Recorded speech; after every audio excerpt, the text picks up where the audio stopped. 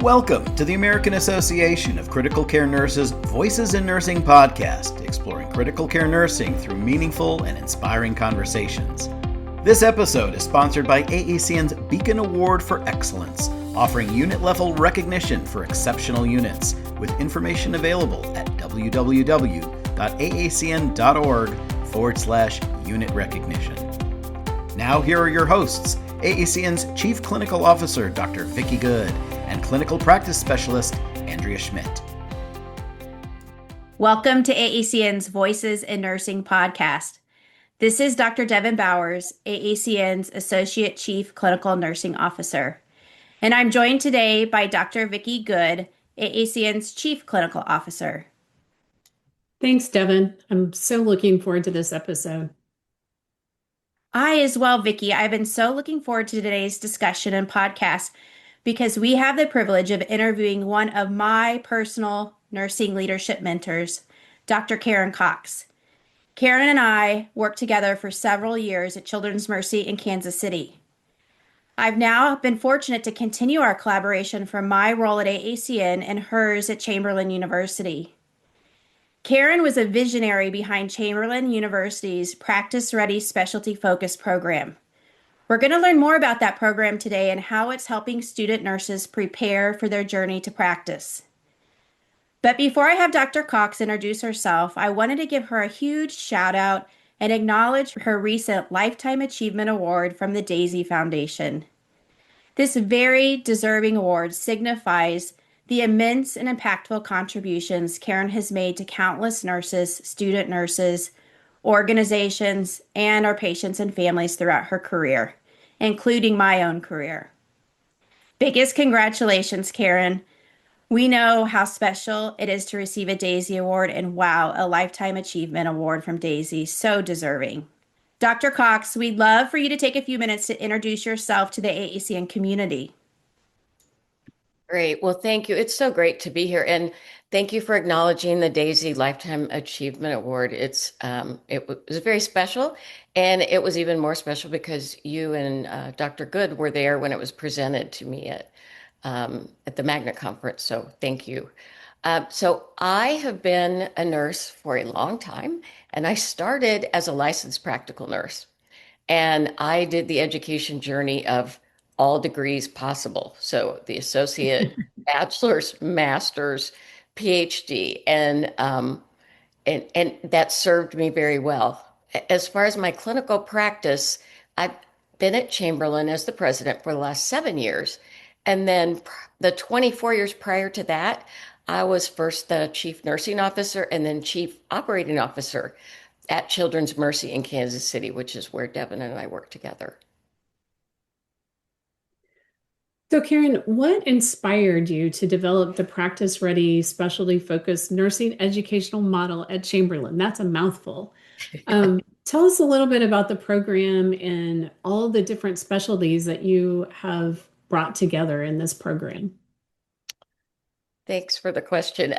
So I wish I had a really great answer to say, a lightning bolt hit my head one night that just came to me, but it was one of those things that you just start thinking, why aren't we doing something like this? And surely someone else is doing it. And so because it's not hard to do, but it's complicated to really implement. It makes so much sense. So it was really just, I think, a matter of me as a person who spent the majority of my career in practice and then moving to the academic side. And I've always been frustrated and feeling like we could do better with first-year turnover rates. And I believe there are major reasons people leave at 25 to 30% in their first year. And one of those is their work environment and their healthy work environment. That's not something I, as an education leader, can impact. But certainly the other reason, I think, is because they don't have a good view of what it means to work in a particular area. Many students will, have a personal experience that draw them to nursing, where they've been with a relative who had cancer and then they want to become an oncology nurse. and they don't really get enough clinical experience, and they get to their first job and it isn't what they thought. And that's such a waste of good intentions of a new graduate, the investment of preceptors and healthcare system to orient someone.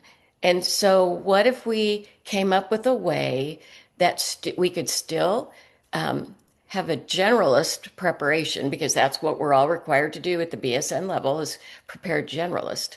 And I also felt like, we have kind of a standoff in nursing about who's responsible for orientation. And I have a pretty strong opinion that we can't do it. It has to be a mutual relationship. And it's can a program, a BSN program, prepare somebody to work in every single area? No, but they can certainly work on getting them that education when they've just demonstrated an interest. Karen, could you tell us a little bit about what the program, the nuts and bolts of the program, how does it work, and how does this academic program then help nurses in their 1 year retention? So just a little bit of context around what is it? Yeah. So the way it works is Chamberlain is a 3 year start to finish BSN. So students who are in their good standing in their third year, let's say they're interested in critical care. And so if they're in good standing, they can sign up and do the Intro to Critical Care didactic program. And they do that, it's asynchronous. And if they pass the test at the end of it and they want to, they can then do 96 hours, their last major clinical rotation in one of our partners' critical care units. And that we think is really important, that didactic piece, because it really helps them come in to get a lot out of those 96 hours. Nothing's more frustrating to a preceptor when someone doesn't know basic terms. And so they should come in at a completely different level than had they not been involved and completed that course. And so they get those hours, and they work with a preceptor or a couple of preceptors.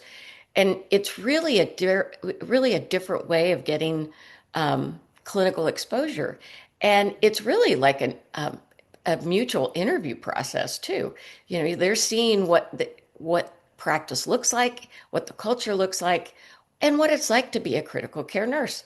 And the critical care setting is getting to see how the student responds, and do they seem like they're a good fit. And hopefully, and in many cases, students are hired before they get halfway through their hours, which is a great thing. And they also have a realistic view of what it's like to work in critical care. And it's not a bad thing if they do the program and don't want to do it, because that means they would have otherwise thought they wanted to. And 6 months from when they started, after all that investment, people forget how demoralizing that can be on preceptors, to put your heart and soul into somebody and then they walk out the door after just a few months. So that's how it works. The other thing we do is this works with associations, so like AACN. And I believe that the practice academic model that AACN Colleges of Nursing promotes really lacks, or could be enhanced, I should say, by a third group, and that's the clinical organization, because that's the way nursing is set up. That's where people get their ability to understand more about the practice, get more education, and resources. And what we find is they don't really know about associations. They're to the extent that they need to. And so they get a year of complimentary membership. And yet to be seen if that keeps them continuing on, but at least they see what it's all about. Karen, you went where I was going to ask my next question, a little spoiler alert there, that we AACN have collaborated, and this is alluded earlier, the collaboration with Chamberlain University to partner on the didactic portion for the critical care track. What other organizations or what other specialty areas do you have in addition to critical care in your Practice Ready program? We are working with AORN for peri-op. We're working with ENA for emergency nursing, ONS for oncology, and we're working with Bright Star, which is a home health agency that helped us develop home health, and nephrology nursing. We've worked with DaVita to help us. And what that does, Devin, is gives us credibility. Chamberlain is, we have credibility in the generalist world, but we don't have the breadth or depth in the specialty. And so by doing that, we know how to develop courses for students, but we don't have the latest, greatest information and knowledge and things that they would get from being associated with an association like AACN. Well, and I think we absolutely loved collaborating with you all because it was an eye-opening experience for us as well from the academic side of what all has to go into that. But what are the other benefits of really that partnership with the National Specialty Association that you all experienced? So it helps us with this program, but it also opens doors and opportunities for us to partner as we develop and revise curriculum, as we're making sure that our curriculum is very current. What are the things that need to be changed? One of the things that we are able to do at Chamberlain, because of the way we're organized, is pretty rapidly make changes in coursework. And so this allows us to have an expert group of experts that we go to that we could have gone to before, but it's a much deeper relationship. And, we learned a lot about I feel like I've been a member of AACN for many years now, and I learned some things about the organization and things that could be helpful to us. And the other benefit is really to the students, I think, because they get a sense, especially around healthy work environment, I think is so critical now, and understanding the components of that and having access to that. Karen, we really appreciate knowing from your perspective how this model differs in preparing students for critical care roles. What are the benefits of it for that student? Well, a couple of things. Sometimes the best things you learn are incidental to a project. And one of the things we learned is nursing students feel very locked in to their program, and they have almost no choice. It's very lockstep how they have to take this course, pass this one before that one, do clinicals. I mean, it's the hardest BSN. It's one of the hardest bachelor's programs out there. What we found is they really like to have a choice. And I should have mentioned earlier, there's no cost to a student for this. So the didactic is considered a certificate or a what's the word? Badge. The latest, it's a badge. And so they don't pay for that. And the clinical is their clinical. And so it gives them an opportunity to do something different and have a little more input into their program. But if you think about it, if somebody does 16, modules that take, 8 to 16 weeks to learn about, from a didactic perspective, critical care, much of that is probably the beginnings of what they would have learned without that in their orientation at the health system. So this allows them to start in a very different place. And what we've seen is that students, when you first go into a new clinical area, everything is new, everything's a little scary, everything is, you're intimidated. What can I touch? What can I do? What's that mean? And how do things are organized? And they get that. And I do want to point out that one of the best things in AACN certainly did such a great job. It doesn't just talk about the nuts and bolts of technical aspects. It talks about the theory behind why we do things. And sometimes that's something that they don't get in an organized way when they're precepted. There's just not always time, or their assignments don't match up. So it really does allow them to come in a different way. And that intensive um, clinical, if you think about doing 96 hours in 8 weeks, that's a lot. And that gives you opportunity for continuity and opportunity to really get an understanding of a particular critical care unit. I've always been a huge fan of the academic practice partnership, and I know Devin's got this dream of building that triad of the academic practice and the professional association partnership, and what does that relationship look like? But what have you seen, and what do you hope to be able to really measure longitudinally with this program on what this academic practice partnership, how does that build and strengthen the pipeline for nurses? A couple of things on that. One is that part of this project, we did get funding from the American Nurses Foundation to do the research around this and be able to have some demonstration of the things that we think it's going to impact, and be able to say with certainty, yes, it impacts this positively. No, this doesn't really seem to matter.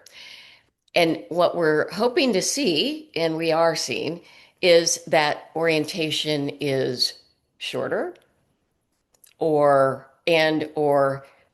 first year turnover is less in these individuals, um, that preceptors feel better about working with these students, um, as students, but then also in their role as registered nurses, new registered nurses. And so it's really trying to get at the things that we know are important. Um, and our goal with the partnerships is to really change bachelor's nursing, undergraduate education, and change it in a way that allows this choice, but continues to promote the generalists and make sure we educate and graduate generalists. And so it's a bit complicated in some ways, but the outcomes so far have been very promising, and we'll shortly be publishing those.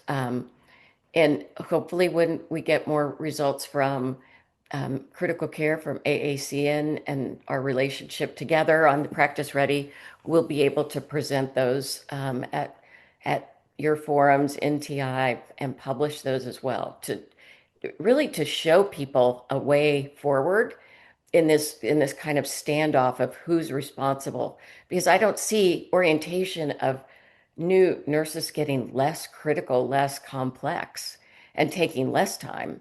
We need to find ways to make it as efficient as possible, and they get what they need, and they end up in an environment where they can find joy in their practice.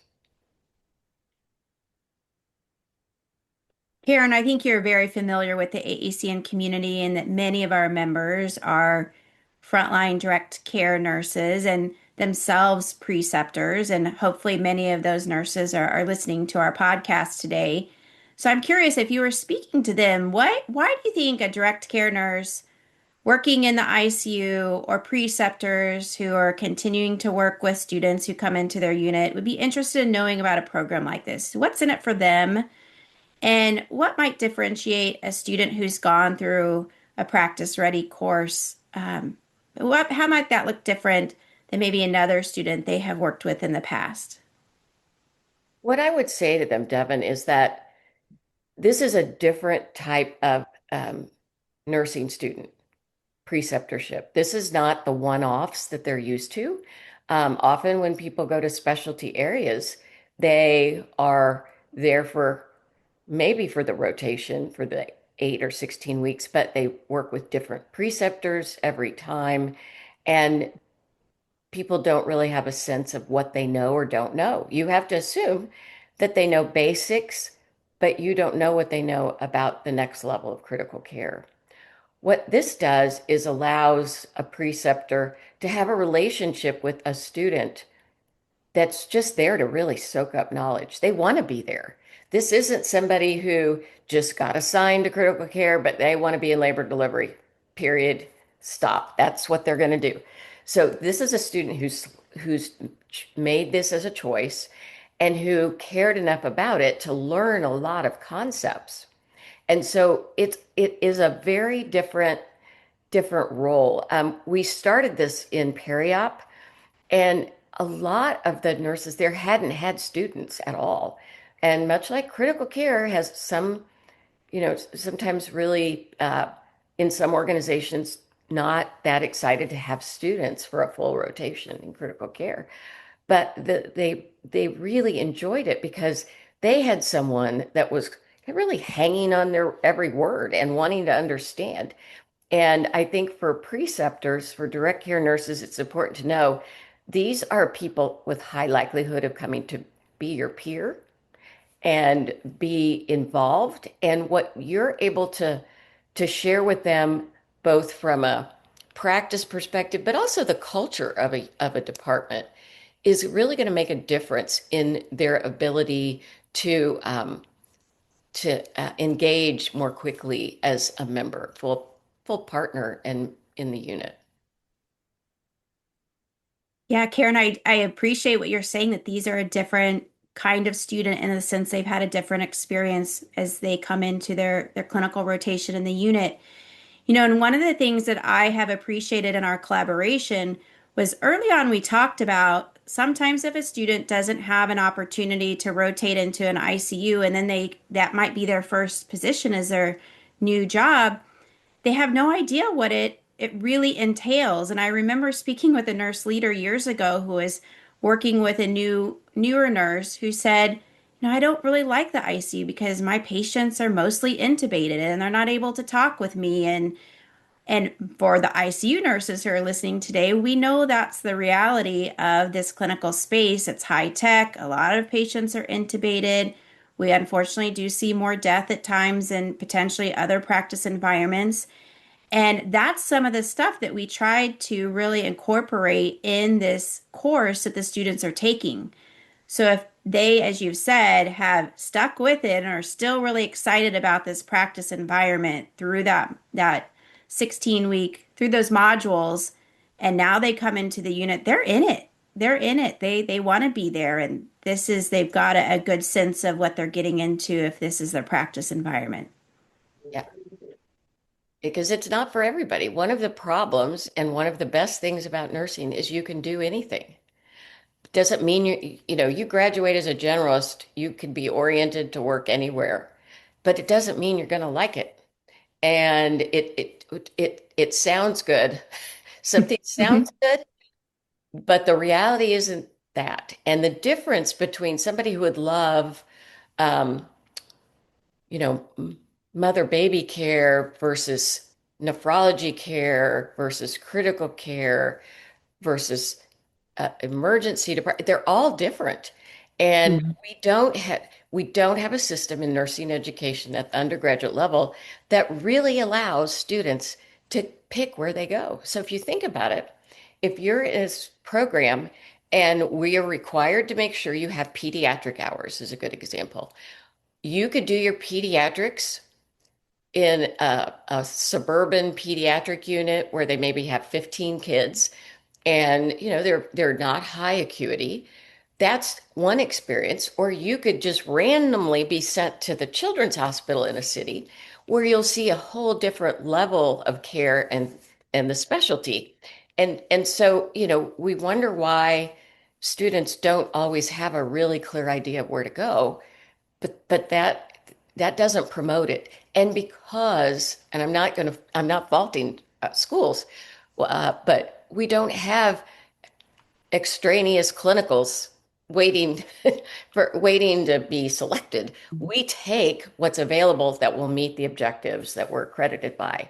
And I used to laugh. It depended on the last If you were a C, your last name started with a C or a Z, it made a difference which group you ended up in. And someday we'll probably figure that out and do that a little bit better. But this is moving us closer. One of the things I've always been a proponent of the residency programs. We had an accredited one at Children's Kansas City, and they're great. And a lot of places feel like a lot of schools of nursing feel like that's the place where they figure out where they're going to work. That's great, but they've already selected where they're going to work. They usually don't get to just be rotating everywhere and getting paid to do it and learning all about it in residencies. And so the residency can really be this can augment the residency. They come more prepared. They know they have a lot more knowledge about their specific area, and they can learn about other areas as well, but they're just at a different level of sophistication, really. Yeah, and you remind me, I remember vividly a student or a new nurse when I was a nurse manager, director of a unit of an ICU, and she came in and she was just miserable and she wasn't doing well and it was just not the right environment for her. And I sat down and talked with her and I said, let's talk through this. We got her transferred to a different unit, to a med surg unit, and she absolutely thrived. And I think you come into these specialty environments thinking one thing, and they're just totally different than what you had built up in your mind. So hopefully these courses will really give students a glimpse into an eye of, what is it? What's the day of a life of a, oncology nurse or critical care nurse or whichever specialty they're looking at. I also know, Karen, you're quite the innovator. And even though you're going to slip into retirement, we know that you will still be around and still influencing things.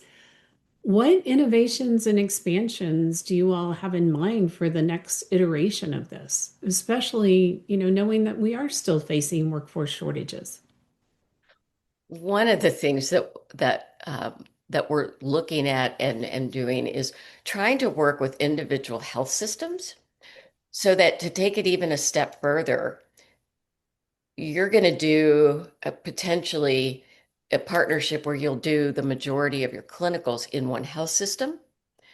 And so if you think about and the health system is supporting students in a different way, not just financially, but just to um, give them more opportunities as they're in the health system, and they'll spend time in areas as nurses, nursing students, and they'll see the culture overall of the organization. Because I think that's important too.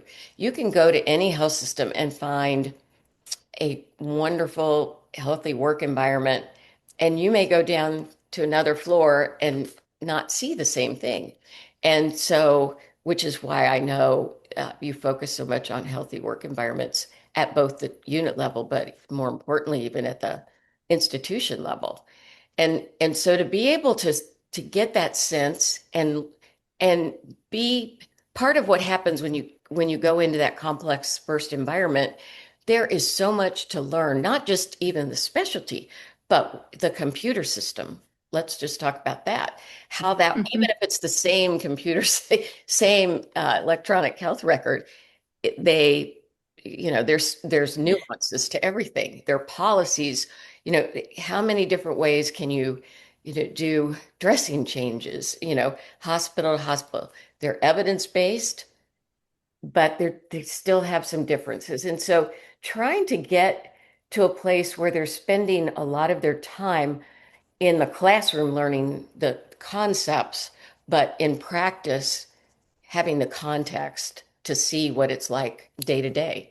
It's one thing to say you're going to do a dressing on a 2-year-old, and this is what it looks like, and you do it, and you show them in a tabletop sim lab exercise.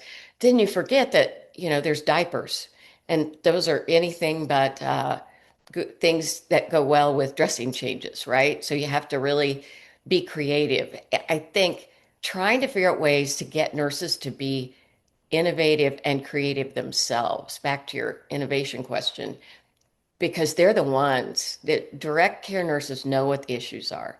And if you ask them, they will tell you, and they will have ideas to make things better. 100%. We know that nurses often have the solutions, and our systems and organizations need to continue to encourage that opportunity for the nurses to look for those innovation moments and make the improvements they know can happen. Well, Karen, I could talk to you all day. I think we have, as we've described, a long history together, and I just so always enjoy our conversations and your innovative spirit, your visionary mindset, and your leadership that you have provided to so many of us over the years. So I could talk with you all day long. And I know you're a busy lady. So we would love to know, what is the one top takeaway you want to leave our audience with today about this specialty program at Chamberlain University? The top takeaway would be that there is a way to bridge the gap between academic preparation and onboarding of nurses that are new to the profession. And this is one way that we believe is doing that. Karen, I want to thank you first and foremost for being such a visionary and all of your incredible work in nursing. You've always been a pioneer and you're always thinking outside the box. So your entire career is full of that. So thank you so much. And thank you for spending time with us today, because I know how precious your time is. It's a busy time of the year, and you've graciously given your time. So thank you for that. Well, I would just like to say we have really enjoyed, I have a history with AACN and have really enjoyed the collaboration. And, you talk about innovative. I think always AACN's been innovative and looking out for the best interests of patients, families, and direct care nurses. But where I really saw it just exponentially was during the pandemic. And so a big thank you to all of you and to the membership for really rising to the occasion, which was very, very difficult. Thanks, Karen. And we want to thank each one of our listeners today for joining us. We would love your feedback on this episode or ideas for future episodes at podcast@aacn.org. Thank you for listening to the American Association of Critical Care Nurses Voices in Nursing podcast, proudly sponsored by AACN's Beacon Award for Excellence, offering unit-level recognition for exceptional units, with information available at www.aacn.org/unit recognition.